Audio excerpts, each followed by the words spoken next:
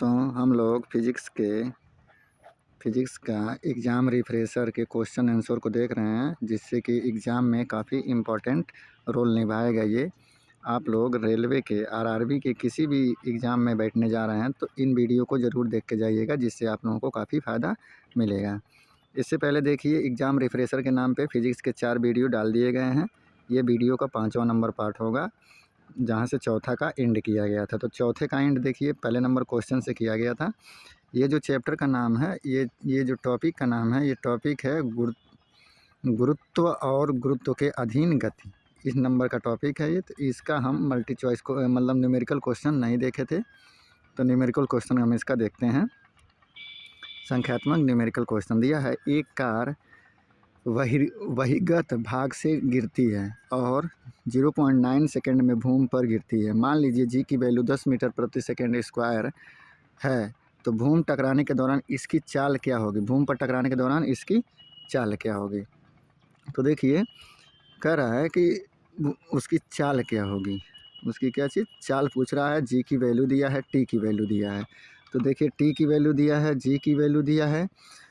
अब भी की वैल्यू हमें फाइंड आउट करनी है। और एक कार बहिर्गत भाग से गिरती है, मतलब कहीं से गिरना शुरू करती है। तो जब कहीं से गिरना शुरू करेगी तो यू प्रारंभिक वेग उसका क्या हो जाएगा? 0 हो जाएगा। और जब इतना फॉर्मूला हमें पता चल गया तो नेक्स्ट हम ऊपर जाएंगे। एक गति का प्रथम समीकरण इक्वेशन, गति का पहला समीकरण क्या होता है? v बराबर u प्लस ए टी होता है। तो यहाँ पे जी टी लिख देंगे, क्योंकि यहाँ पे गुरुत्वीय त्वरण का वैल्यू हो रहा है। अब यहाँ पे नेक्स्ट v बराबर u की वैल्यू 0 हो जाएगी, प्लस g की वैल्यू 10 है और t की वैल्यू 0.9 है। t की वैल्यू 0.9 है। जब आप इसको मल्टीप्लिकेशन करेंगे तो नीचे और ऊपर से हम मल्टीप्लाई कर देंगे, प्लस 10 गुणे 0.9। तो इसमें से इसमें जब हम गुणा करेंगे तो v इक्वल टू क्या हो जाएगा? 9। और चाल का मात्रा क्या होता है? मीटर प्रति सेकंड। तो 9 मीटर प्रति सेकंड, 9 मीटर प्रति सेकंड इसकी वैल्यू आ जाएगी। नेक्स्ट क्वेश्चन, दूसरा क्वेश्चन देखते हैं। लंबवत ऊपर की ओर फेंकी गई एक गेंद जमीन पर 13.5 सेकंड में लौट आती है। उसे किस वेग से ऊपर फेंका गया था? किस वेग से उसे ऊपर फेंका गया था, ये वैल्यू हमें फाइंड आउट करनी है।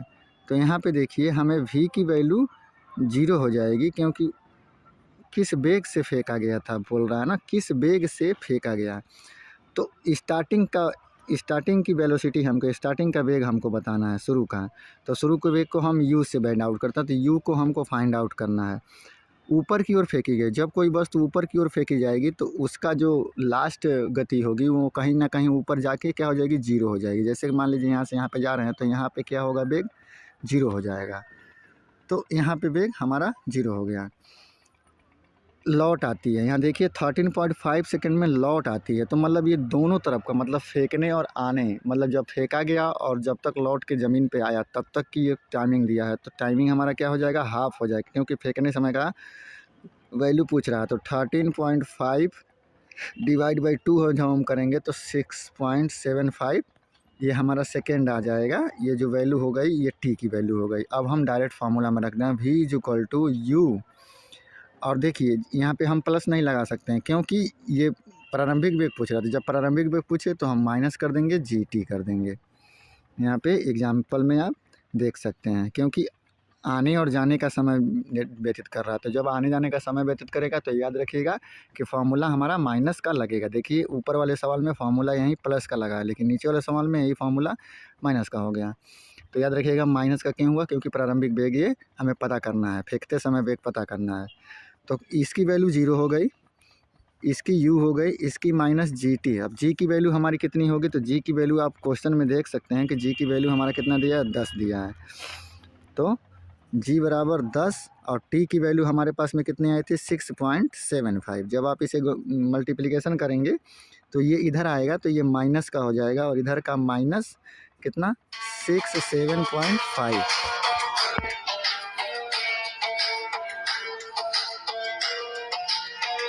माइनस का 67.5। अब माइनस से माइनस की वैल्यू कट जाएगी, यही इसका आंसर हो जाएंगे। प्रारंभिक वेग 67.5 मीटर प्रति सेकेंड, 67.5 मीटर प्रति सेकेंड था।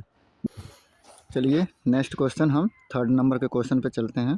थर्ड नंबर का क्वेश्चन क्या कह रहा है, इसे मिटा देते हैं। अब देखते हैं एक कार बहिर्गत भाग से गिरती है और वह 0.4 सेकेंड में भूमि पर आ जाती है।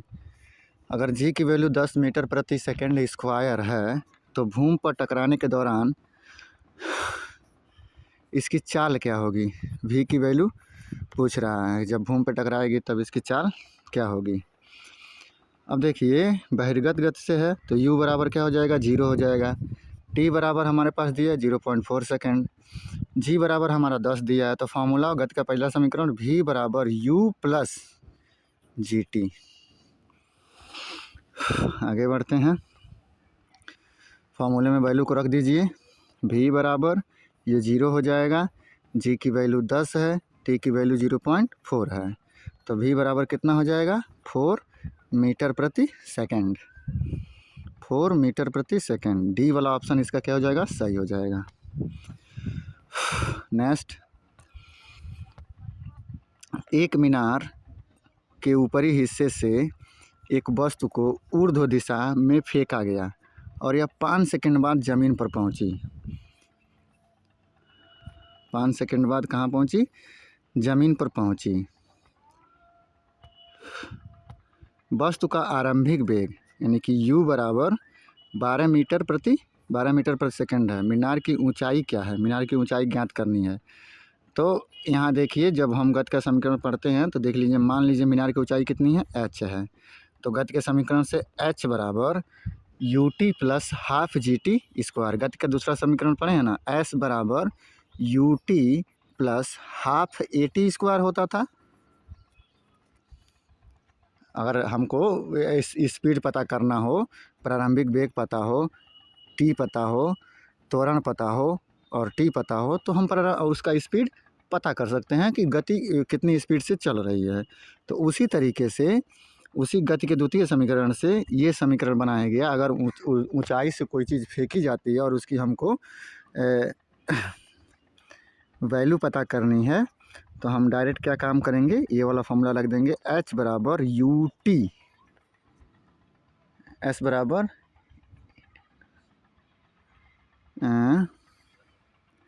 s बराबर U T plus half G T square, half A T square होता था, plus half G T square यहाँ पे हो जाएगा।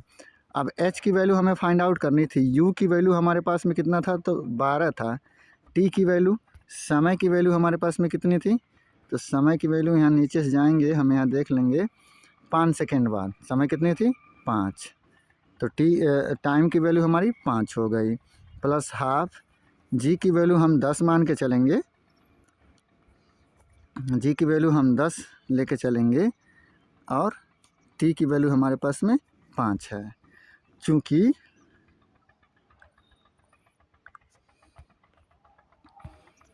ये साला हटना रे, चूँकि यहाँ पे देखेंगे हम तो मीनार की ऊंचाई क्या है, h पूछ रहा है ना, तो h की वैल्यू हमारा यहाँ पे माइनस में हो जाएगा, क्योंकि ऊंचाई से चीज़ें नीचे की तरफ आ रही हैं, ऊंचाई से चीज़ें नीचे की तरफ आ रही हैं। तो यहाँ पे हमारा बीच में क्या हो जाएगा, ये भी माइनस हो जाएगा और ये भी माइनस हो जाएगा, ये प्लस को माइनस हो जाएगा। 12 पचे 60 कर लीजिए, माइनस h बराबर 60, यहाँ 2 से ये 5, 5 में 25,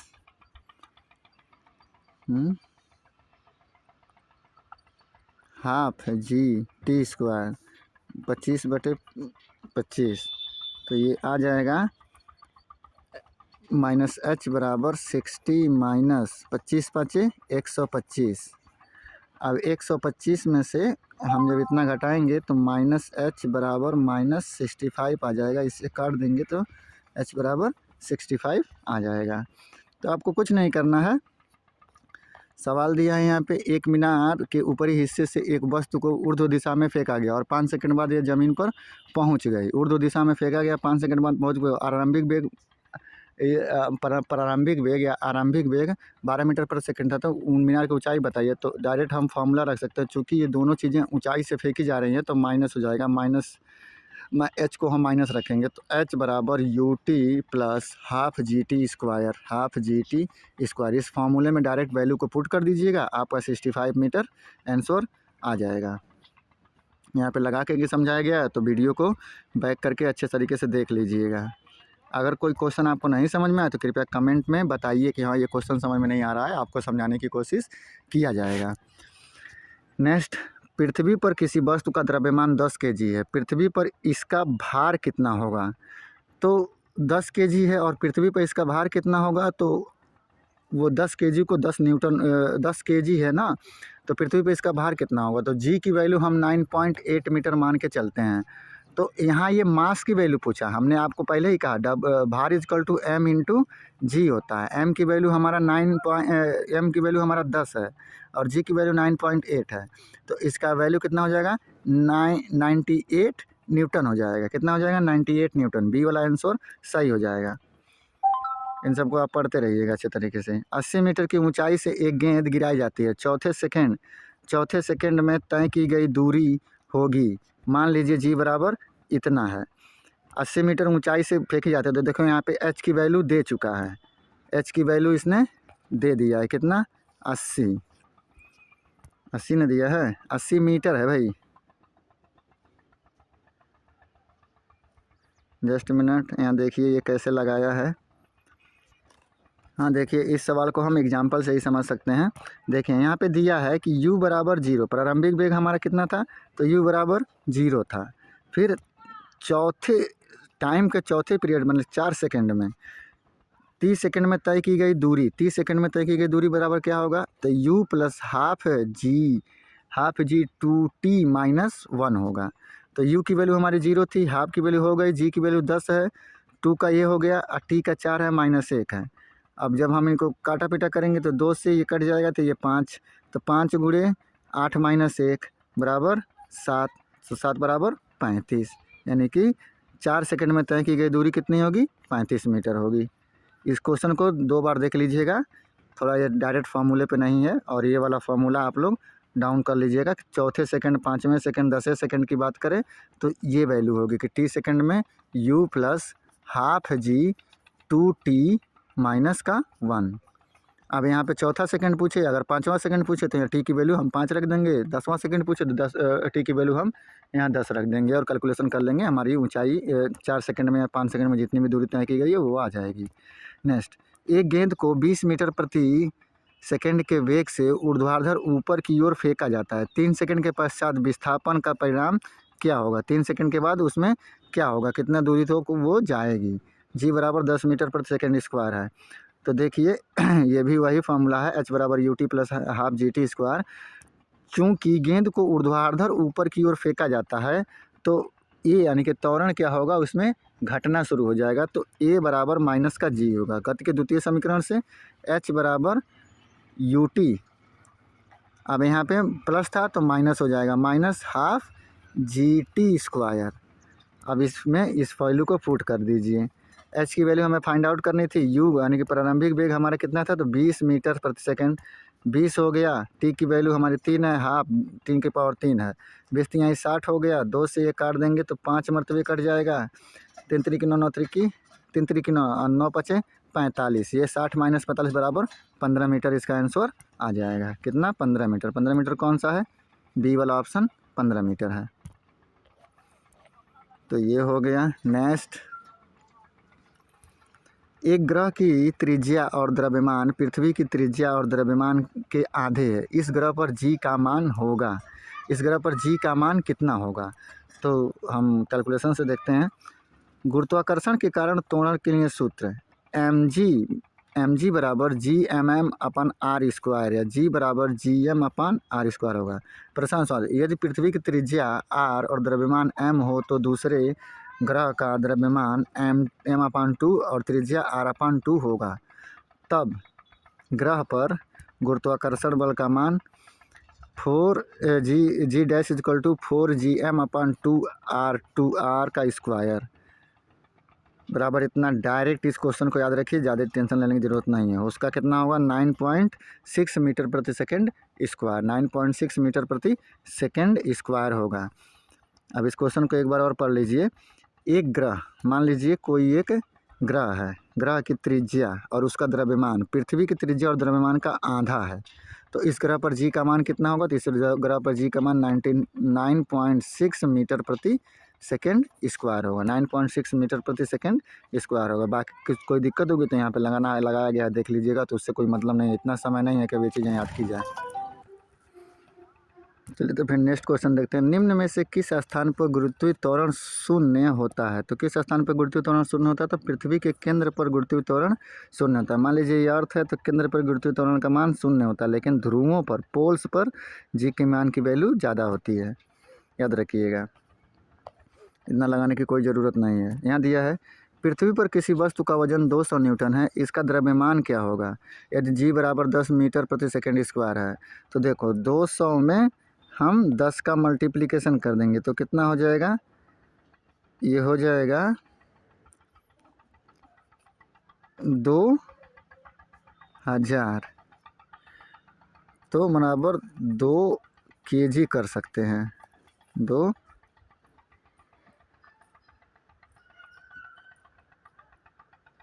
kg कर सकते हैं। यहाँ पे ये देखो गलत दिया है, यहाँ पे पहला आंसर 20 kg दिया है। कहाँ से 20 kg होगा?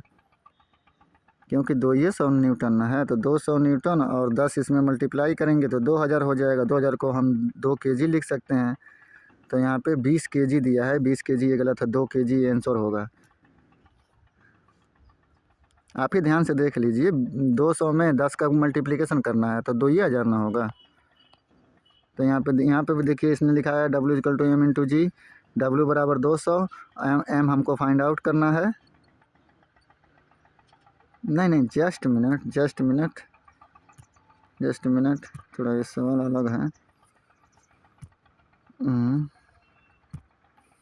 कह रहा है किसी वस्तु का वजन 20 न्यूटन है, वजन मतलब भार होता है, इसका द्रव्यमान एम की वैल्यू फाइंड आउट करने को बोल रहा है। सर सॉरी, ये वाला सही होगा, सॉरी आप लोगों से गलती हो गया। तो डायरेक्ट फार्मूला रख दीजिए, W=mg। W की वैल्यू इसने दे दिया भाई, W की वैल्यू 200 है और G की वैल्यू 10 है, तो इसको काट पीट देंगे तो 20 kg हमारा द्रव्यमान हो जाएगा, 20 kg सही है। नेक्स्ट, धरती की सतह पर मापे जाने पर वस्तु का एक वस्तु 60 न्यूटन का वजन होती है, चंद्रमा की सतह पर इसका वजन कितना होगा? तो 60 और बटे 6 कर दीजिए, तो कट पीट के 10 न्यूटन हो जाएगा। कितना हो जाएगा? 10 न्यूटन। पहला वाला ऑप्शन सही होगा। देख लीजिए इसका पहला ऑप्शन सही है या नहीं सही है? पहला ऑप्शन सही है। नेक्स्ट, यदि वस्तु का भार पृथ्वी पर 6000 न्यूटन है, तो चांद पर इसका भार कितना होगा? तो चांद पर इसका भार 1000 न्यूटन होगा, क्योंकि बटे 6 कर देंगे हम। जैसे कि अगर पृथ्वी पर 1 न्यूटन का फोर्स लगता है ग्रेविटी का, तो यही चंद्रमा पर 1/6 न्यूटन का लगता है, तो इसलिए 1/6 से हम भाग दे देते हैं। नेक्स्ट, पृथ्वी पर किसी वस्तु का भार 200 न्यूटन है और द्रव्यमान 20 kg है, तो इसका गुरुत्वीय त्वरण क्या होगा? तो W=mg और m, भार 200 और ये है 20, 0 से 0 कट गया, इससे ये कट गया, यानी कि 10 मीटर प्रति सेकेंड स्क्वायर, 10 मीटर प्रति सेकेंड स्क्वायर, बी वाला ऑप्शन सही हो जाएगा। नेक्स्ट हमारा अलग टॉपिक शुरू हो जाता है, और ये अलग का टॉपिक क्या है? उपग्रहों की गति, पलायन वेग, motions of satellites and escape velocity. तो देखते हैं, वो कुछ वन लाइनर के क्वेश्चन दिए हैं, तो उसको देखते हैं। उपग्रह को जब एक बार कक्षा में स्थापित कर दिया जाता है, तो इसकी गति को नियंत्रित करने वाला एकमात्र बल है। जब उपग्रह को कक्षा में आप स्थापित कर देते हैं किसी सैटेलाइट को, तो इसकी गति को नियंत्रित कौन करता है? तो इसकी गति को नियंत्रित गुरुत्वाकर्षण करता है। नेक्स्ट, ग्रहों की परिक्रमा पथ का आकार है फैला हुआ वृत्त। ग्रह कैसे परिक्रमा करते हैं? तो गोल गोल परिक्रमा करते हैं, तो उसी को फैला हुआ वृत्त बोलेंगे। नेक्स्ट है, केपलर के प्रथम नियम को नियम के रूप में जाना जाता है, तो दीर्घवृत्त इक्लिप्स के नियम के रूप में जाना जाता है। केपलर का प्रथम नियम किसके रूप में जाना जाता है? दीर्घवृत्त इक्लिप्स के रूप में जाना जाता है।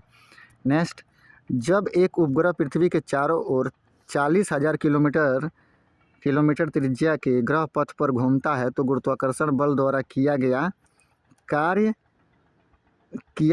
की गणना करिए। तो कार्य 0 हो जाएगा। क्यों? क्योंकि पृथ्वी के चारों ओर ये इतना किलोमीटर त्रिज्या के ग्रह पथ में तो घूम तो रहा है, लेकिन विस्थापन क्या हो रहा है? डिस्प्लेसमेंट 0 हो जा रहा है। तो जब डिस्प्लेसमेंट 0 तो वर्क की वैल्यू भी क्या हो जाएगी? 0 हो जाएगी। नेक्स्ट, पृथ्वी की सतह पर पलायन वेग लगभग है। तो पृथ्वी की सतह पर पलायन वेग कितना है? 11.2 किलोमीटर प्रति सेकेंड। 11.2 किलोमीटर प्रति सेकेंड। कक्षा 9 10 में ये पढ़ाया गया होगा। भूकेंद्रीय और सूर्य केंद्रीय संदर्भित करते हैं। पृथ्वी और सूर्य के चारों ओर नक्षत्रीय वस्तुओं की गति को प्रतिबंधित करने वाला नियम संदर्भित करते हैं भूकेंद्रीय और सूर्य केंद्रीय। नेक्स्ट अब देखिए, हमारा अब दूसरा अलग का चैप्टर शुरू हो जाता है। यहाँ से पदार्थ के गुण, प्रॉपर्टीज ऑफ मैटर। मैटर के कितने गुण होते हैं, ये चौथा नंबर का है। तो इसको भी हम इसी में देखेंगे। चलिए तब आगे बढ़ते हैं। इस पदार्थ के गुण यानी कि properties of matter. Properties of matter का जो पहला टॉपिक है वो है इलास्टिसिटी यानी कि प्रत्यास्था। जैसे कि मान लीजिए जब हम गांव में कोई सामान साइकिल पे लेके जाते हैं तो हम उनको किससे बांधते हैं? हम उसको रबड़ से बांधते हैं। तो रबड़ में क्या होता है? रबड़ में कौन सा गुण होता है? तो इलास्टिसिटी का गुण होता है। जैसे रबड़ तो छोटा होता है, लेकिन जब हम इसको कोई सामान इससे बांधते हैं तो इसको खींचते हैं तो ये काफ़ी बड़ा हो जाता है, और फिर इसे जब हम छोड़ देते हैं तो ये पुनः अपने आकार में आ जाता है। तो इस पूरे प्रोसेस को हम क्या कहते हैं? इलास्टिसिटी कहते हैं।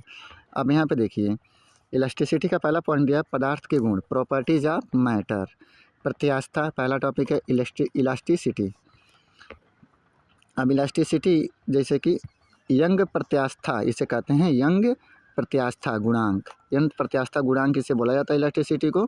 अब बढ़ते हुए क्रम में कैसे बढ़ता है, कैसे घटता है, ये चीज़ देखिए। तो देखिए यहाँ पे एक लिस्ट दिया है, तो इसको हम छोटा करते हैं और यहाँ से ये लिस्ट को पढ़ना शुरू करते हैं। जैसे देखिए, इसको अपनी कॉपी पे इसी तरीके से लिख लीजिए। रबड़, नायलॉन, लकड़ी, अष्ट, शीशा, एल्युमिनियम, दांत, पीतल, टाइटेनियम, स्टील, टंगस्टन, ग्राफीन, हीरा और कार्बाइन।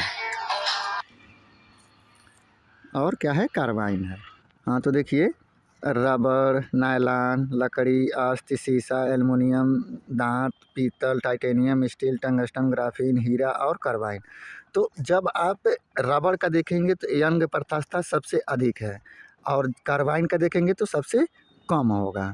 तो ये आप याद रखिएगा कि किसका सबसे अधिक है और किसका सबसे कम है। यहाँ लिखा है बढ़ते हुए क्रम में।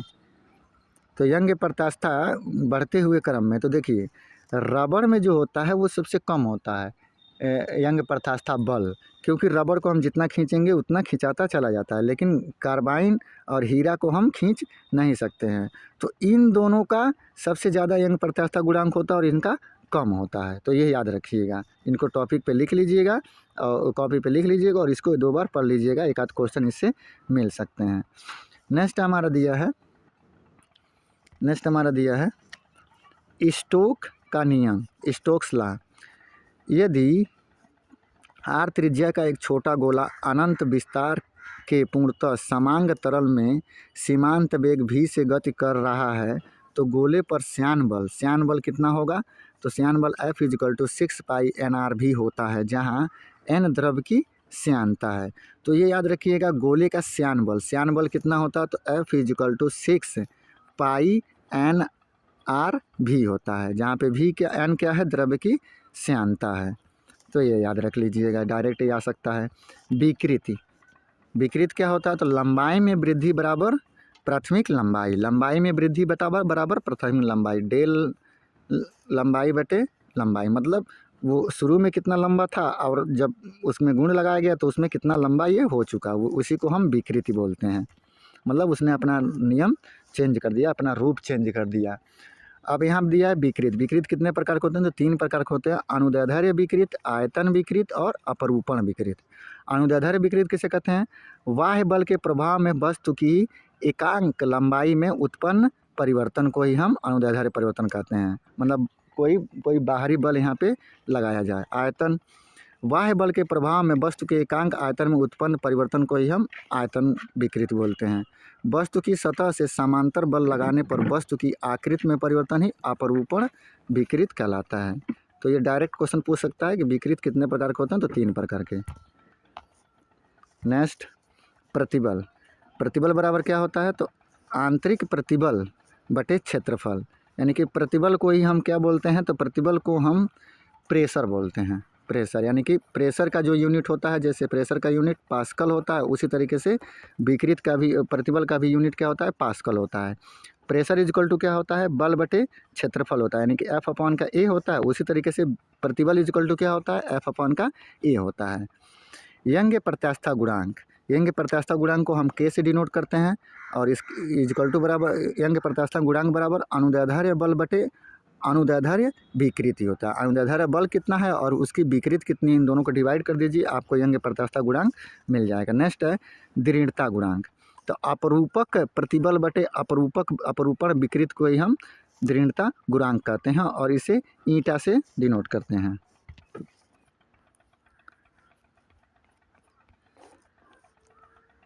नेक्स्ट, आयतनात्मक प्रत्यास्था गुणांक, इसे वाई से डिनोट करते हैं। अभिलंब प्रतिबल बटे आयतन विकृत इसका फार्मूला होता है, अभिलंब प्रतिबल बटे आयतन विकृत। नेक्स्ट, पायसन अनुपात। पायसन अनुपात बराबर होता है पार्श्विक विकृत बराबर अनुदैर्ध्य विकृत। तो ये फॉर्मूले में से डायरेक्ट एक फॉर्मूला आ सकता है, तो फॉर्मूला को कॉपी पे लिखिए। हुक का नियम क्या होता है, हुक्स लॉ। प्रत्यास्था सीमा के अंदर विकृत प्रतिबल के समानुपात होता है, इसी को हुक का नियम करते हैं। प्रत्यास्था सीमा बराबर क्या होता है, प्रतिबल बटे विकृत होता है, काफ़ी इंपॉर्टेंट है। प्रत्यास्था सीमा बराबर प्रतिबल बटे विकृत। नेक्स्ट है वन लाइनर के रूप में, आकार में बदलाव के कारण वस्तु द्वारा प्राप्त ऊर्जा को कहा जाता है, तब प्रत्यास्थ स्थितिज ऊर्जा कहा जाता है आकार में परिवर्तन होने के बाद। नेक्स्ट, कमानीदार तुला काम करती है, हुक के नियम के आधार पर काम करती है, काफ़ी इंपॉर्टेंट है। किस वस्तु में उत्पन्न हुई विकृत उस पर लागू किए गए दबाव के सीधे समानुपाती होता है, इसे कहते हैं हुक का नियम कहते हैं। अभी ऊपर ही हम देखे हैं, उत्पन्न हुई विकृत और लागू किए गए दबाव के सीधे समानुपाती कौन सा होता है, तो हुक का नियम होता है, डायरेक्ट है। सीजीएस प्रणाली में विकृत की इकाई क्या होती है, तो विकृत की कोई इकाई नहीं होती है, काफ़ी इंपॉर्टेंट है, कई बार एग्जाम में ये पूछा हुआ है कि विकृत की इकाई क्या होती है। किसी भी प्रणाली में विकृत की कोई भी इकाई नहीं होती है, तो याद रख लीजिएगा। पूर्णतः प्रत्यास्थ वस्तुओं का प्रत्यास्था गुणांक है, तो पूर्णतः प्रत्यास्थ वस्तुओं का प्रत्यास्था गुणांक 1 होता है। नेक्स्ट हमारा सेकेंड टॉपिक शुरू हो जाता है यहाँ पे, पृष्ठ तनाव। काफ़ी इंपॉर्टेंट टॉपिक है, काफ़ी बार पृष्ठ तनाव से क्वेश्चन पूछे गए हैं। सरफेस टेंशन पृष्ठ तनाव, वन लाइनर का क्वेश्चन है। एक ब्लास्टिंग पेपर स्याही खोता है सोखता है, एक ब्लास्टिंग पेपर स्याही सोखता है, क्या केशिका क्रिया द्वारा स्याही को सोखता है ब्लास्टिंग पेपर। नेक्स्ट, एक द्रव की बूंद संयोजित होती है क्योंकि इसके कणों का आकर्षण इसका संभव क्षेत्रफल न्यूनतम करता है, इस परिघटना को कहा जाता है, इस परिघटना को पृष्ठ तनाव कहा जाता है। मृदा द्वारा जल के अवशोषण से संबंधित सिद्धांत केशिका क्रिया है, मृदा द्वारा जल के अवशोषण से संबंधित सिद्धांत कौन सी क्रिया है, तो केशिका क्रिया है, जैसे नल वगैरह काम करते हैं। नेक्स्ट, एक ताजे अंडे को नमक के पानी में डालने पर ये तैरने लगता है, ताज़ा अंडा। जल में गिरती हुई बूंदें किस गुणधर्म के कारण गोलाकार होती हैं, तो जलीय पृष्ठ तनाव के कारण, जलीय पृष्ठीय तनन के कारण ये गोलाकार होती हैं। थर्ड नंबर का टॉपिक है यहाँ पे, द्रव्यों का प्रवाह, फ्लो ऑफ लिक्विड, पास्कल का नियम। किसी तरल में किसी स्थान पर आरोपित दबाव सभी दिशाओं में एक समान रूप से संचारित होता है तथा सदैव पात्र के अभिलंब रहता है, इसे द्रव का दाब संचरण नियम भी कहते हैं। जैसे हाइड्रोलिक प्रेस, हाइड्रोलिक ब्रेक इत्यादि, ये सब किसके नियम पे चलते हैं, तो ये सब पास्कल के नियम पे ही चलते हैं। नेक्स्ट है बर्नौली का नियम, बर्नौली का प्रमेय। जब कोई आसन्न तथा असंपीड्य द्रव एक स्थान से दूसरे स्थान तक धारारेखीय प्रवाह से बहता है, तो उसके मार्ग में प्रत्येक बिंदु पर एकांक आयतन की कुल ऊर्जा, जैसे दाब ऊर्जा, गतिज ऊर्जा, स्थितिज ऊर्जा का योग एक नियतांक होता है, इसी को हम बर्नौली का प्रमेय कहते हैं। तो P = ½ PV² और PGH बराबर नियतांक होता है। नेक्स्ट है, एक आदर्श तरल पदार्थ है घर्षण रहित और असंपीड्य होता है, एक आदर्श तरल पदार्थ घर्षण रहित होता है और असंपीड्य होता है। किसी आदर्श द्रव की श्यानता होती है, तो किसी आदर्श द्रव की श्यानता शून्य होती है, काफ़ी इंपॉर्टेंट है। ए भी बराबर स्थिरांक, जहाँ ए अनुप्रस्थ काष्ठ का क्षेत्रफल और भी द्रव का वेग होता है, इस समीकरण को कहते हैं निरंतरता का समीकरण कहते हैं। इसे क्या कहते हैं? निरंतरता का समीकरण कहते हैं। नेक्स्ट, एक सुविही प्रवाह में तरल पदार्थ में हर बिंदु पर एक समान होता है, तो हर बिंदु पर एक समान वेग होता है। खाली स्थान के अनुसार दबाव प्रति इकाई क्षेत्रफल पर लगने वाले बल जिस पर कार्य करता है वो बराबर होता है। तो पास्कल के सिद्धांत के अनुसार दबाव प्रति इकाई क्षेत्रफल पर लगने वाले बल जिस पर वो कार्य करता है के बराबर होता है। नेक्स्ट है श्यानता के बारे में सत्य है। दबाव में वृद्धि के साथ द्रव्यों की श्यानता घटती है, जबकि ये बढ़ती है। दबाव में वृद्धि के साथ द्रव्यों की श्यानता क्या होती है? बढ़ती है। लेकिन यहाँ पे क्या दिया है? घटती है। तो ये क्या हो जाएगा? ये असत्य हो जाएगा। नेक्स्ट, यहाँ पे हमको कुछ न्यूमेरिकल क्वेश्चन यहाँ पे दे दिया, तो चलिए इस न्यूमेरिकल क्वेश्चन के बारे में हम देखते हैं। लिखा है एक दीवार द्वारा उत्पन्न बल क्या होगा जिस पर समान रूप से 10 मीटर प्रति सेकंड की गति से पानी गिर रहा हो और निस्सरण 0.0001 मीटर क्यूब अपान सेकेंड हो। तो देखिए उत्पन्न बल क्या होगा। एफ की वैल्यू पूछा है, तो v बराबर 10 मीटर पर सेकेंड दिया है, क्यू बराबर 1 गुणे 10 पर -4 मीटर क्यूब बटे सेकेंड दिया है। तो ये क्यू निसंसरण किया दिया है, तो एफ बराबर बल बराबर PGH गुणे ए होगा। एफ बराबर PGV बराबर PGQ होगा। तो P की वैल्यू 1000 है, 10 है इतना, और 1 है 10⁻4 है, बराबर 10 पे -4 या 4 यानी कि 1 न्यूटन इसका फोर्स हो जाएगा। ये क्वेश्चन उतना इंपॉर्टेंट भी नहीं है, एक बार आया हुआ है 18 में, तो एक बार देख लीजिएगा, चीज़ें क्लियर हो जाएंगी। चौथा नंबर का टॉपिक यहाँ शुरू होता है उत्प्लावकता आर्किमिडीज का सिद्धांत। उत्प्लावकता और आर्किमिडीज का सिद्धांत यहाँ से शुरू होता है। तो आर्किमिडीज का सिद्धांत क्या कहता है? आर्किमिडीज का सिद्धांत, जब कोई वस्तु किसी द्रव में अंशतः या पूर्णतः डुबोई जाती है तो डूबने पर वस्तु के भार में कमी प्रतीत होती है। वस्तु के भार में यह आभासी कमी उसको द्वारा हटाए गए द्रव के भार के बराबर होती है। यही क्या है? यही आर्किमिडीज का नियम है। ठीक। नेक्स्ट क्वेश्चन दिया है वन लाइनर, वायु के बुलबुले तरल पदार्थ में उठते हैं। श्यानता और उत्प्लावन के कारण वायु के बुलबुले तरल पदार्थ में उठते हैं। नेक्स्ट है किसी दिए गए द्रव में वस्तु पर कार्यरत उत्प्लावन बल के परिमाण पर निर्भर करता है। तो किस पर निर्भर करता है? तो तरल पदार्थ का घनत्व और उसमें डुबोई गई वस्तु के आयतन पर यह निर्भर करता है उत्प्लावन बल। यानी कि तरल पदार्थ का घनत्व कितना है, पानी का डेंसिटी टोटल हम पता कर लेंगे, और इसमें डूबी हुई वस्तु का आयतन कितना, मतलब इसमें जो वस्तु हम डुबो रहे हैं वो कितना आकार घेर रहा है। इससे हम उत्प्लावन बल पर, यही दोनों चीज़ें उत्प्लावन बल के रिजल्ट पे वर्क करता है। नेक्स्ट, यदि एक बर्तन में तैरती हुई बर्फ़ पिघलती है तो उस बर्तन का जल स्तर कोई परिवर्तन नहीं होता है। काफ़ी इंपॉर्टेंट क्वेश्चन है। चलिए नेक्स्ट क्वेश्चन, पानी के द्वारा ऊपर की तरफ लगाया गया बल कहलाता है। तो पानी के द्वारा ऊपर की तरफ कौन सा बल लगाया जाता है? तो उत्प्लावन बल लगाया जाता है। नेक्स्ट, जहाज़ों की गति में वृद्धि आधारित है, आर्किमिडीज के सिद्धांत पर आधारित है। ऊपरी प्रणोद और भार प्रयुक्त होते हैं। ऊपरी प्रयोद और भार प्रयुक्त होते हैं विपरीत दिशा में भार प्रयुक्त होते हैं ऊपरी प्रणोद। नेक्स्ट, किसी वस्तु के तरल पदार्थ पर रखे जाने से उत्पन्न ऊर्ध्वगामी दबाव को कहते हैं, तो उत्क्षेप बल कहते हैं। किसी वस्तु के तरल पदार्थ में रखे जाने पर उत्पन्न ऊर्ध्वगामी दबाव, मतलब जो ऊपर की तरफ दबाव उठता है उसे क्या कहते हैं? तो उसे उत्क्षेप बल कहते हैं। नेक्स्ट, एक डूबी हुई पिंड पर पानी द्वारा लगाया जाने वाला उत्प्लावन बल का दूसरा नाम उत्क्षेप बल है।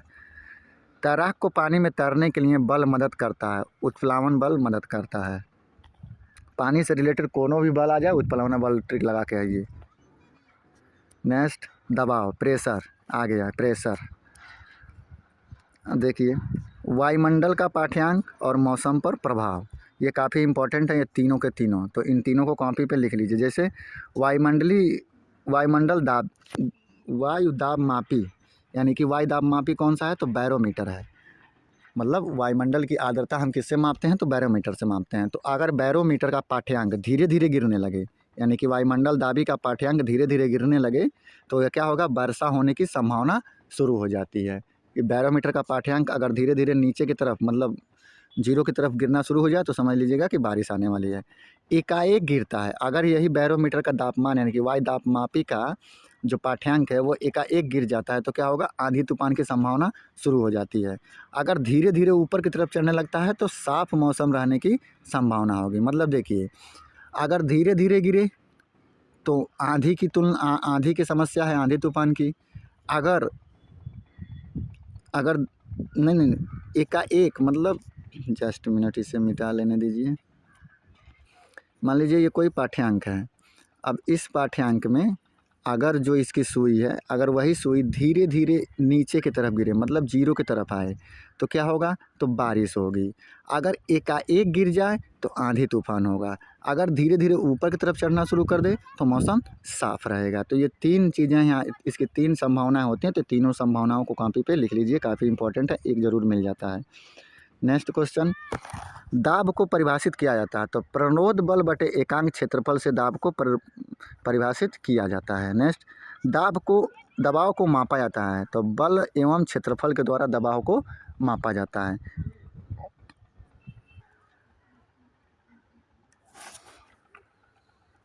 नेक्स्ट आगे बढ़ते हैं।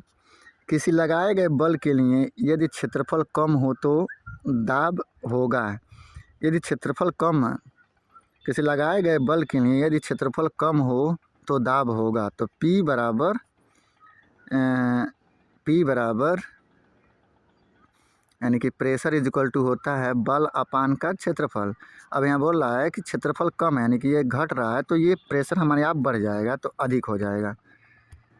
नेक्स्ट, यदि हम दिए गए बल के क्षेत्रफल को बढ़ाते हैं तो इससे दाब प्रति इकाई, अब बल को बढ़ा रहा है यानी कि फोर्स को बढ़ा रहा है, तो दाब हमारा कम हो जाएगा।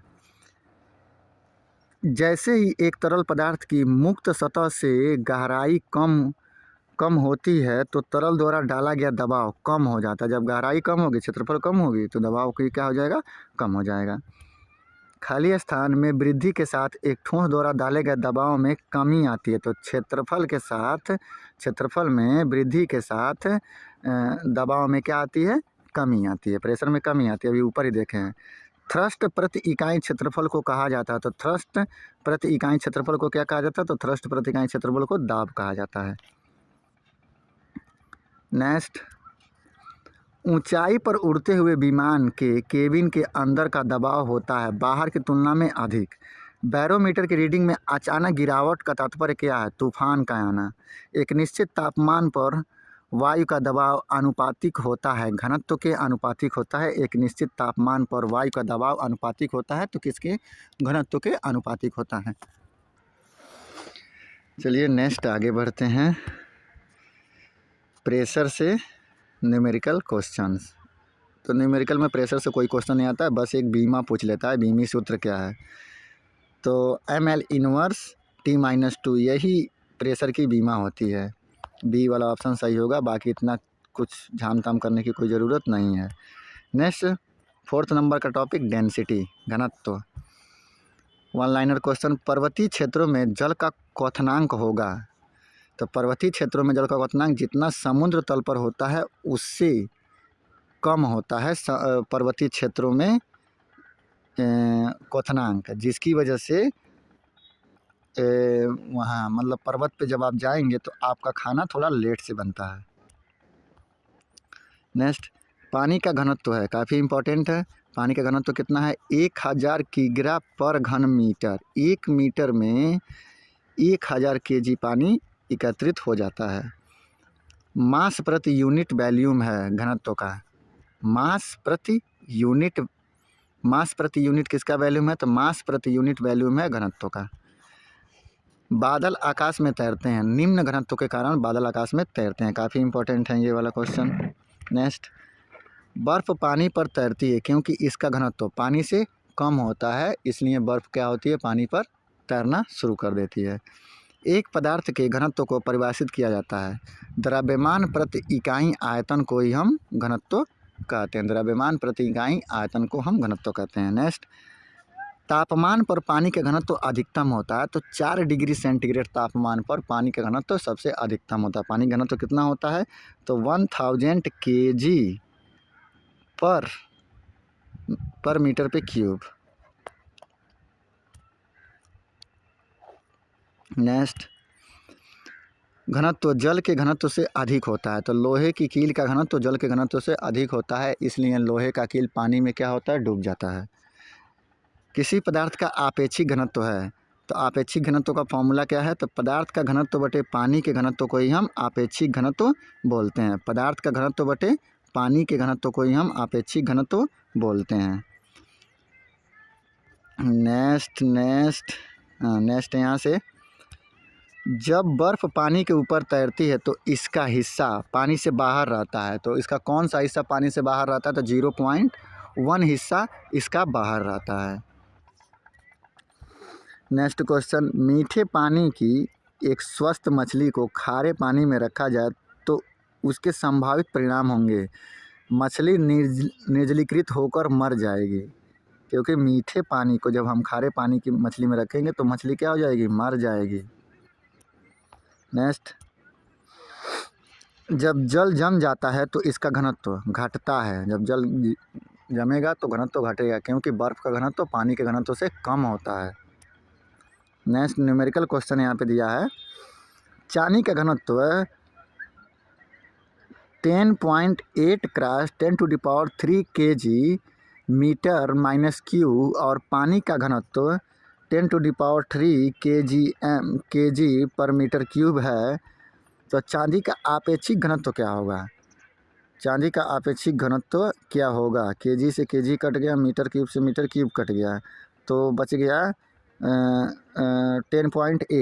10.8 ही होगा। इसका क्या होगा, 10.8 ही होगा। और आपेक्षिक घनत्व की कोई इकाई नहीं होगी, क्यों, क्योंकि जो दोनों वैल्यू हैं उन दोनों वैल्यू का मतलब केजी मीटर -3 और यहाँ पर भी केजी मीटर -3 है तो इन दोनों से दोनों कट जाएंगे तो इनके कोई भी यूनिट नहीं होगी।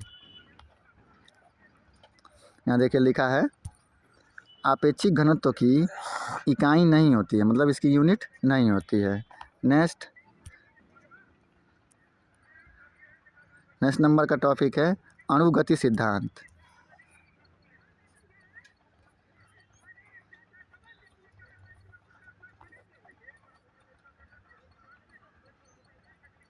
जस्ट मिनट, ये चौथा टॉपिक था, ये पांचवा टॉपिक था, ये छठा हो गया, ये सातवां टॉपिक हो गया। सातवां टॉपिक हमारा है अणुगति सिद्धांत। तो देखिए लिखा है पहला क्वेश्चन, एल्कोहल पानी से अधिक वाष्पशील होता है क्योंकि पानी से कम होता है, क्योंकि एल्कोहल का क्वथनांक जो होता है वो पानी से क्या होता है, कम होता है, इसलिए एल्कोहल जो होता है अधिक वाष्पशील होता है। एल्कोहल माने दारू। कणों की अधिकतम गतिज ऊर्जा होती है, किस कणों की अधिकतम गतिज ऊर्जा होती है तो गैसों की। वह स्थिति जिसमें आणविक आकर्षण अत्यधिक दृढ़ होते हैं तो ठोस में आणविक आकर्षण सबसे अधिक होता है। गैस अणुगति सिद्धांत के अनुसार परम शून्य ताप की प्राप्ति तब होती है जब अणुओं की गतिज ऊर्जा शून्य हो जाती है, तो परम शून्य तापमान की प्राप्ति हो जाती है। नेक्स्ट, वायु में यदि जलवाष्प की मात्रा अधिक हो तो वाष्पीकरण की दर घटेगी। वायु में अगर जलवाष्प की मात्रा अधिक हो तो वाष्पीकरण की दर क्या हो जाएगी, घट जाएगी। नेक्स्ट, ठोस के पिघलने के दौरान इसका तापमान परिवर्तित नहीं होता। जब ठोस पिघलता है, पिघलने के दौरान इसका तापमान क्या होता है, परिवर्तित नहीं होता है। काफ़ी इंपॉर्टेंट है, कितने लोगों को भूल जाता है। नेक्स्ट, किसी गैस का आणविक द्रव्यमान होता है उसके वाष्प से दोगुना, उसके वाष्प दाब से दोगुना उसका आणविक द्रव्यमान होता है। किसी गैस का आणविक द्रव्यमान उसके वाष्प दाब से क्या होता है, दोगुना होता है।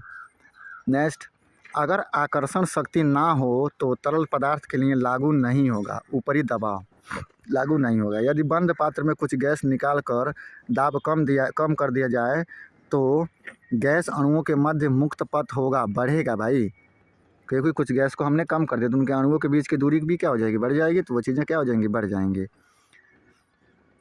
नेक्स्ट हमारा है, चलिए फिर नेक्स्ट चैप्टर नंबर 5वां, हीट, ऊष्मा। हीट से क्वेश्चन पूछता है किसी भी एग्ज़ाम में, चाहे ग्रुप डी का हो, चाहे एनटीपीसी का हो, चाहे टेक्नीशियन का हो। एएलपी का तो पेपर हो चुका, तो अब इन सबको ध्यान में रखते हुए पढ़ना पड़ेगा। इनका पहला टॉपिक हमारा हो जाता है ताप एवं तापमापन, temperature and measurement of temperature. तो किरचॉफ का नियम क्या कहता है कि एक अच्छा अवशोषक अच्छे उत्सर्जक होते हैं तथा बुरा अवशोषक बुरा ही उत्सर्जक होगा। यही है किरचॉफ का नियम। नेक्स्ट स्टीफन का नियम। तो स्टीफन का नियम क्या कहता है, किसी वस्तु के एकांक क्षेत्रफल से उत्सर्जित विकिरण ऊर्जा की दर ई वस्तु के परम ताप T के चतुर्थ घात के समानुपाती होता है। मतलब इज डायरेक्टली प्रोपोर्शनल T पर 4 घात के बराबर होता है। इसी को हम स्टीफेंस का रूल बोलते हैं। इज डायरेक्टली प्रोपोर्शनल T4 और E is equal to sigma T4। तो अब सिग्मा को ही स्टीफेंस नियतांक बोला जाता है। तो अगर ऊर्जा की दर हमें पता चल जाए, परमताप पता चल जाए और उसने स्टीफेंस और वो हमें स्टीफेंस नियतांक पूछना शुरू करे, तो दोनों के वैल्यू को रख के मल्टीप्लाई कर डिवाइडेशन करके आप निकाल सकते हैं डायरेक्ट। अब इस स्टीफेंस नियतांक की वैल्यू कितनी होती है, तो स्टीफेंस नियतांक की वैल्यू 5.67 × 10⁻⁸ जूल पर मीटर स्क्वायर -5 केल्विन पर -4 होता है। ये वैल्यू पूरा का पूरा ये स्टीफेंस नियतांक होता है। तो ये डायरेक्ट क्वेश्चन में पूछ सकता है इसी वैल्यू को लेके। नेक्स्ट है न्यूटन का शीतलन नियम, न्यूटन्स लॉ ऑफ कूलिंग के नियम। न्यूटन ने जो कूलिंग के नियम दिए थे, तो दिया है किसी वस्तु के ठंडे होने की दर वस्तु के ताप और परिवेश के ताप के बीच अंतर के समानुपाती होता है। तापीय प्रसार, रेखीय प्रसार, क्षेत्रीय प्रसार और आयतन प्रसार। तापीय प्रसार जो होते हैं वो 3 प्रकार के होते हैं, रेखीय प्रसार, एक क्षेत्रीय प्रसार और एक आयतन प्रसार। तो इन तीनों का फार्मूला ही डायरेक्ट पूछा जा सकता है। तो रेखीय प्रसार is equal to del L upon L into del T होता है। ये रेखीय प्रसार का फार्मूला होता है। इसको अल्फ़ा से डिनोट किया जाता है। क्षेत्रीय प्रसार को बीटा से डिनोट किया जाता है। Del A upon A del T होता है क्षेत्रीय प्रसार। और आयतन प्रसार gamma is equal to del V into del T होता है। मतलब रेखीय प्रसार में लंबाई की वैल्यू काम की गई है, क्षेत्रीय प्रसार में आयतन के बारे में काम किया गया है, और नहीं, क्षेत्रीय प्रसार में एरिया का काम किया गया है और आयतन प्रसार में वॉल्यूम का काम किया गया है। तो डेल भी यहाँ हो जाएगा, यहाँ डेल ए हो जाएगा और यहाँ डेल एल हो जाएगा। बाकी एल इंटू टी, ए इंटू डेल टी और यहाँ पे वी इंटू डेल टी हो जाएगा। तो इन तीनों फार्मूले को डायरेक्ट क्वेश्चन में पूछा जा सकता है कि रेखीय प्रसार का फार्मूला क्या है, क्षेत्रीय प्रसार का फार्मूला क्या है, या फिर आयतन प्रसार का फार्मूला क्या है। ये भी पूछा जा सकता है कि इन तीनों का संबंध, ये काफ़ी इंपॉर्टेंट है, कई बार क्वेश्चन में पूछा गया है कि रेखीय प्रसार, क्षेत्रीय प्रसार और आयतन प्रसार का अनुपात कितना होता है।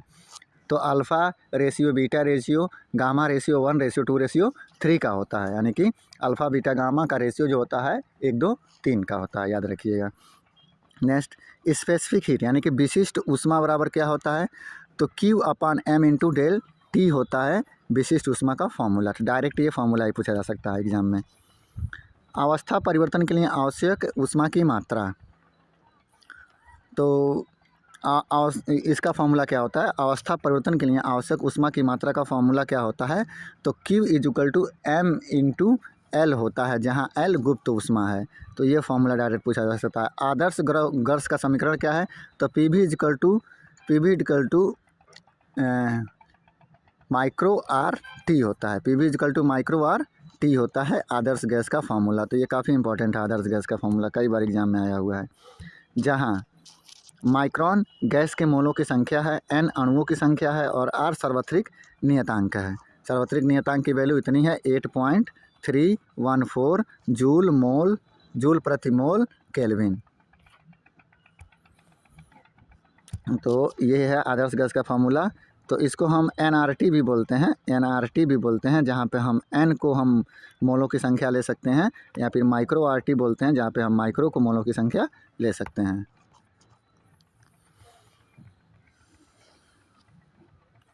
नेक्स्ट ये पूछा जा सकता है कि बोल्ट्जमैन नियतांक यानी कि KB बोल्ट्जमैन नियतांक कितना होता है, तो 1.38 cross 10 to the power -23 joule upon kelvin होता है बोल्ट्जमैन नियतांक। कार्य और ऊष्मा की तुल्यता, तो कार्य और ऊष्मा की तुल्यता करेंगे तो W = J × H हो जाता है तुलना के रूप में।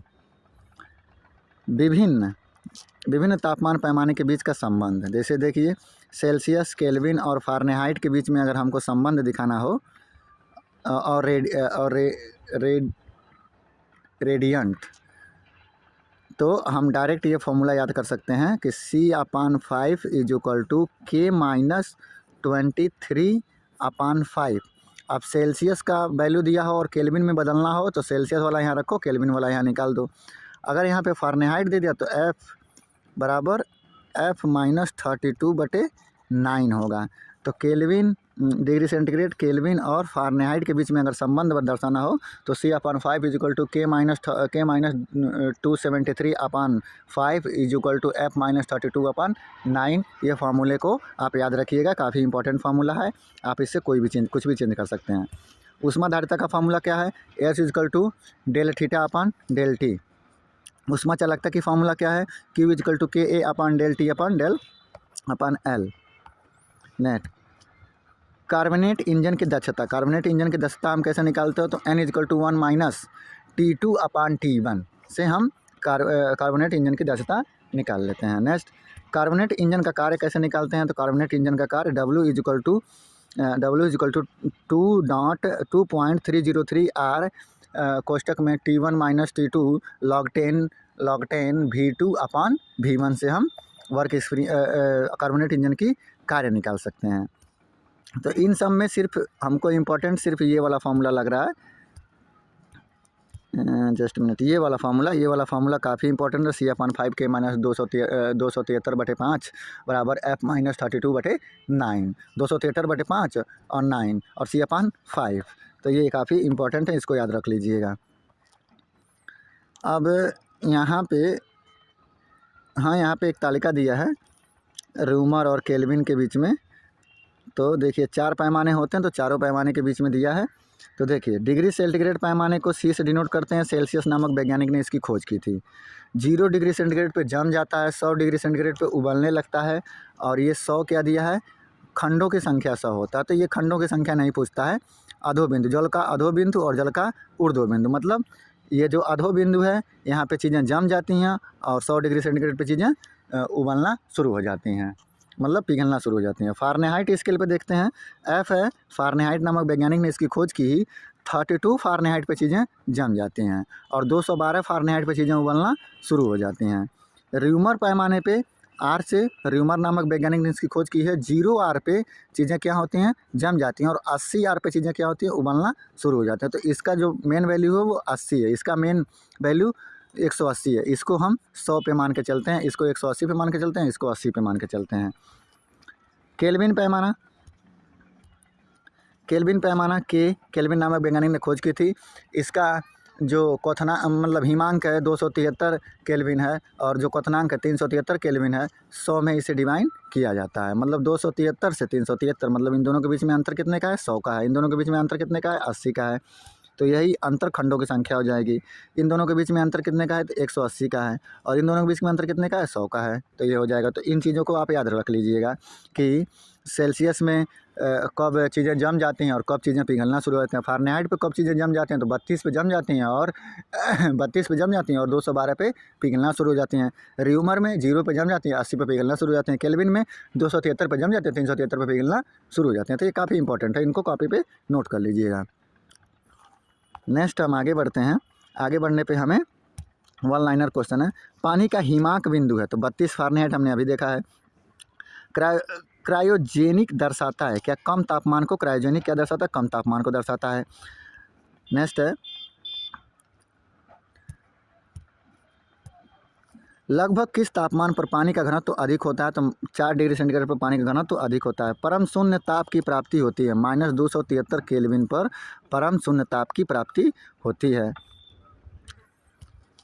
ताप शून्य निरपेक्ष के मान पर पहुंचता है। जब तंत्र की आणविक गतिज ऊर्जा शून्य हो जाती है तो ताप जो होता है शून्य निरपेक्ष मान पर पहुंच जाता है, तब तंत्र की आणविक गतिज ऊर्जा शून्य हो जाती है। नेक्स्ट, परम शून्य को परिभाषित किया जाता है वह तापमान जिस पर सब आणविक गति बंद हो जाती है, उसी को हम क्या कहते हैं, परम शून्य ताप कहते हैं, कि इस पर कोई भी चीज़ें अब गति नहीं करेंगी।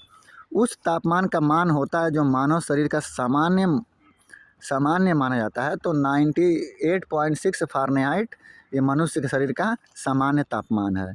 273 के का मान है 0 डिग्री सेंटीग्रेड। 273 के का मान 0 डिग्री सेंटीग्रेड। हाँ, 273 और 373 0 के बराबर है। 0 के यानी कि 0 केल्विन किसके बराबर है, तो -273 के बराबर होता है 0 केल्विन। नेक्स्ट, किस तापमान पर पानी तरल ठोस दोनों स्थिति में विद्यमान हो सकता है, तो 0 डिग्री सेंटीग्रेड पर पानी तरल भी रह सकता है और ठोस भी बन सकता है, तो दोनों डिग्री सेंटीग्रेड पर पानी ऐसा हो सकता है। नेक्स्ट है कुछ न्यूमेरिकल क्वेश्चन है, तो इनसे न्यूमेरिकल क्वेश्चन काफ़ी पूछता है, तो देख लीजिए।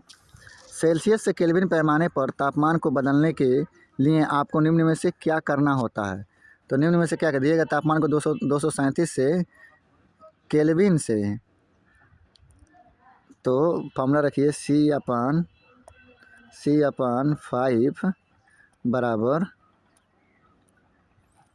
K-273/9 होता है ना, देख लीजिए ना, K-273/5 K-273/5 होता है बराबर F-32/9 होता है।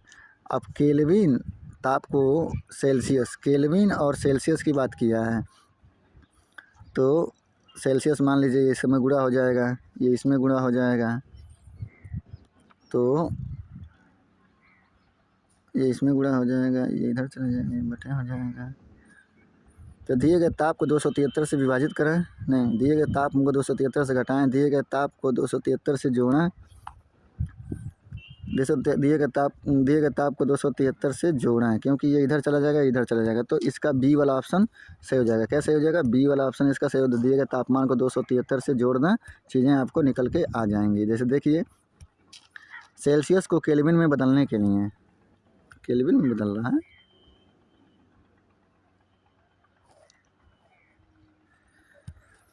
सूत्र के बराबर C+273। एग्जाम्पल, -73 डिग्री सेंटीग्रेड का मान केल्विन पैमाने पर, तो केल्विन इजक्वल टू C+273, तो यहाँ पे वैल्यू रख देंगे 200 केल्विन यहाँ पे आ जाएगा। तो दिए गए तापमान को हम 273 से बदल देंगे, तो डायरेक्ट ये चीज़ें हमारे सामने निकल के आ जाएंगी। सेल्सियस से केल्विन पैमाने पर ताप को बदलने हैं, तो दिए गए ताप को 273 में जोड़ना होता है। नेक्स्ट, 0 डिग्री सेंटीग्रेड कितने डिग्री फ़ारेनहाइट के बराबर होता है, तो 32 डिग्री फ़ारेनहाइट के बराबर होता है। कैसे, अब यहाँ पर फॉर्मूला रखा है, F बराबर हमको पता करना है, C बराबर 0 दिया, तो F बराबर 32/180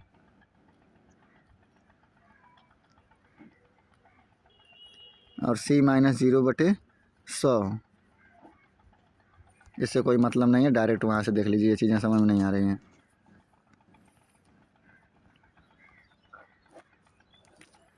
नेक्स्ट, सेकेंड नंबर टॉपिक, ऊष्मा चालन और विकिरण, थर्मल कंडक्शन एंड रेडिएशन से कुछ चीज़ें हमको कुछ क्वेश्चंस आ जाते हैं, तो एक एक नंबर में आते हैं वन लाइनर के रूप में, तो वन लाइनर के रूप में हम देख लेते हैं।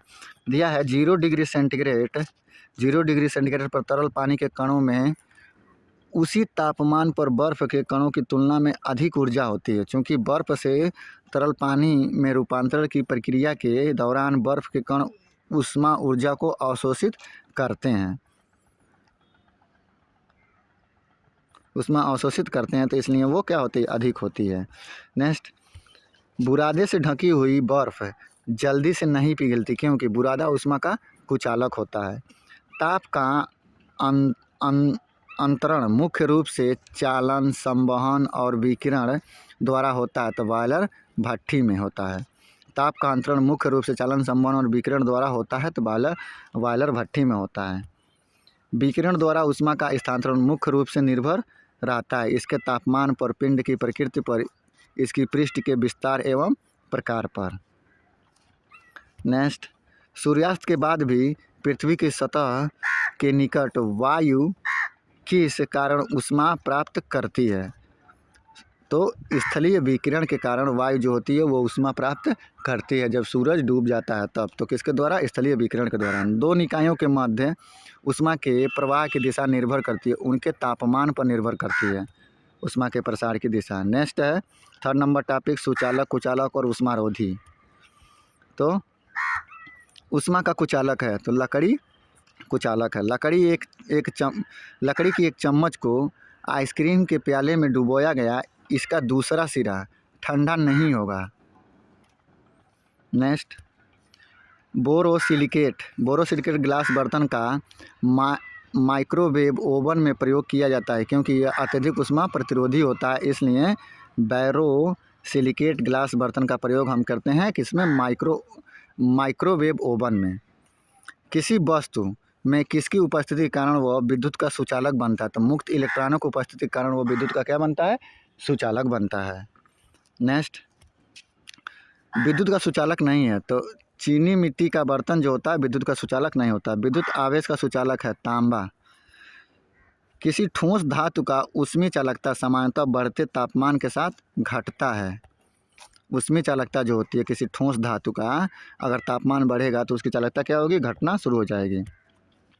प्रतिरोध एक ऊष्मा संवेदनशील प्रतिरोधक के रूप में जाना जाता है थर्मिस्टर। ऊष्मा संवेदनशील प्रतिरोधक के रूप में किसे जाना जाता है? थर्मिस्टर को।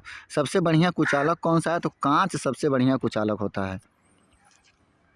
नेक्स्ट, अवस्था परिवर्तन। 4th नंबर का टॉपिक, अवस्था परिवर्तन तथा गुप्त ऊष्मा। वह तापमान कहलाता है जब एक ठोस वस्तु वायुमंडलीय दबाव पर पिघलकर द्रव बन जाती है तो गलनांक कहलाता है। वह प्रक्रिया जिससे हवा में मौजूद जल वाष्प तरल पानी में बदल जाता है इसे संघनन कहते हैं। जिस तापमान पर तरल अपनी तरल अवस्था से ठोस अवस्था में परिवर्तित होती है उसे कहा जाता है हिमांक बिंदु कहा जाता है। नेक्स्ट, बेहद कम घनत्व वाली गैस को बहुत ही कम तापमान पर ठंडा करने पर बने पदार्थ की अवस्था को कहते हैं तो बोस-आइंस्टीन कंडेंसेट कहते हैं। बेहद कम घनत्व वाली गैस को बहुत ही कम तापमान पर ठंडा करने पर बने पदार्थ अवस्था को क्या कहते हैं? तो बोस-आइंस्टीन कंडेंसेट कहते हैं। नेक्स्ट, तरल पदार्थ के क्वथनांक पर तापमान नियत रहता है। तरल पदार्थ के क्वथनांक पर तापमान क्या होता है? नियत रहता है। नेक्स्ट, सुपर कूलिंग का अभिप्राय तरल बिंदु के शीतलता से है। हिमांक से नीचे को ही हम सुपर कूलिंग बोलते हैं। 257 डिग्री सेंटीग्रेड पर जल की भौतिक स्थिति गैसीय हो जाएगी। पानी का क्वथनांक 212 फ़ारेनहाइट। हिमीकरण तापमान पर पानी के पाइप फट जाते हैं, ऐसा होता है एक्सपेंशन से। पानी का क्वथनांक बिंदु है 100 डिग्री सेंटीग्रेड। संख्यात्मक मान दिया है। पानी का क्वथनांक बिंदु केल्विन पैमाने पर क्या होगा? केल्विन पैमाने पर कितना होगा? तो 373 होगा। क्वथनांक की बात कर रहा है, 373 होगा। नेक्स्ट, सापेक्षिक आर्द्रता वाष्पीकरण, रिलेटिव वेपोराइजेशन एक सतही परिघटना है। वाष्पीकरण एक सतही परिघटना है। मिट्टी के बर्तन में रखा जल गर्मियों में ठंडा रहता है वाष्पन के कारण। किसके कारण? वाष्पन के कारण मिट्टी के बर्तन में रखा जल ठंडा रहता है गर्मी के मौसम में। नेक्स्ट, रेफ्रिजरेटर सिद्धांत पर काम करता है तो वाष्पीकरण के सिद्धांत पर रेफ्रिजरेटर काम करता है। गर्मी अवशोषित करने के लिए तरल के वाष्पीकरण के सिद्धांत का प्रयोग किया जाता है तो रेफ्रिजरेटर का प्रयोग किया जाता है। गर्मी के मौसम में पंखा चलाने पर राहत अनुभव होता है क्योंकि पंखे की हवा से हमारा पसीना तेज़ी से वाष्प बनकर उड़ जाता है। नेक्स्ट है ऊष्मागतिकी। 6ठा नंबर, ऊष्मागतिकी का प्रथम नियम। किसी निकाय को दी गई ऊष्मा का कुछ अंश निकाय की आंतरिक ऊर्जा में वृद्धि करता है तथा शेष परिवेश पर कार्य करता है तो del theta is equal to del U plus del W होता है। जहाँ पे डेल थीटा परिवेश द्वारा निकाय को दी गई ऊष्मा, डेल डब्ल्यू निकाय द्वारा परिवेश किया गया कार्य और डेल यू निकाय की आंतरिक ऊर्जा में परिवर्तन। ऊष्मागतिकी का दूसरा नियम क्या कहलाता है? ऊष्मागतिकी का दूसरा नियम ऊष्मा के प्रवाहित होने की दिशा को व्यक्त करता है। प्रथम, केल्विन प्लांक, ऊष्मा का संपूर्ण रूप से यांत्रिक ऊर्जा में परिवर्तन असंभव है। ऊष्मा का संपूर्ण रूप से यांत्रिक ऊर्जा में परिवर्तन क्या असंभव है। और द्वितीय नियम क्या कहता है? ऊष्मा कम ताप की वस्तु से अधिक ताप की वस्तु की ओर प्रवाहित नहीं हो सकती जब तक कि उसके लिए किसी बाह्य स्रोत का प्रयोग न किया जाए। कम ताप से अधिक ताप की ओर प्रवाहित नहीं हो सकती। कुछ वन लाइनर क्वेश्चन है। दाब व आयतन का गुणनफल तथा आंतरिक ऊर्जा के योग को कहते हैं तो एंथैल्पी कहते हैं। एंथैल्पी कहते हैं, इंपॉर्टेंट है, नोट कर लीजिएगा। उष्णता से संबंधित भौतिक विज्ञान के शाखा को कहते हैं ऊष्मागतिकी कहते हैं। ऊष्मागतिकी के किस नियम द्वारा ऊर्जा संरक्षण के नियम को जानते हैं? तो प्रथम नियम द्वारा। ऊष्मागतिकी के प्रथम नियम द्वारा हम जानते हैं। प्रथम नियम क्या कहता है? कि प्रवाहित होने की दिशा में व्यक्त करता है। ऊष्मा का संपूर्ण रूप यांत्रिक ऊर्जा में परिवर्तन करना असंभव हो जाता है, यही प्रथम नियम है। नेक्स्ट देखिए, ऊष्मागतिकी का नियम एंट्रोपी को परिभाषित करता है। तो द्वितीय नियम एंट्रोपी को परिभाषित करता है। और एंथैल्पी दाब आयतन का गुणनफल तथा आंतरिक ऊर्जा का योग को एंथैल्पी कहते हैं। और एंट्रोपी को परिभाषित करता है द्वितीय नियम। जब बर्फ़ बनती है तो जल की एंट्रोपी घट जाती है।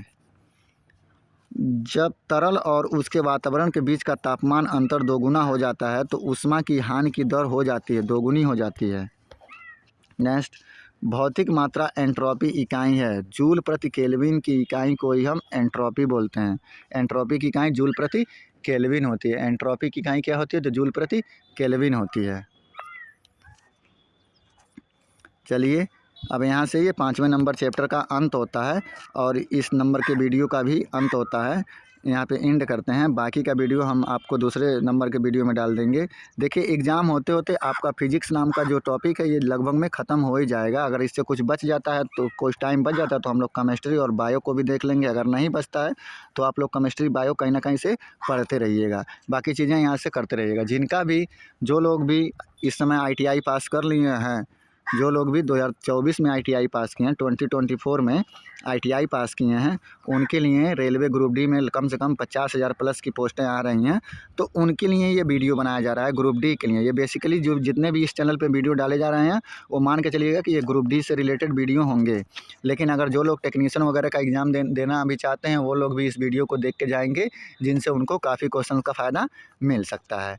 तो आप लोग वीडियो को देखिए और जो चीज़ें समझ में आए उसको कॉपी पे लिख लीजिए। जो चीज़ें नहीं समझ में आए उसको कमेंट में आप डाल दीजिए, ताकि हम वहाँ से चीज़ों को आपको दोबारा से समझाने की कोशिश करेंगे किसी अगले वीडियो में।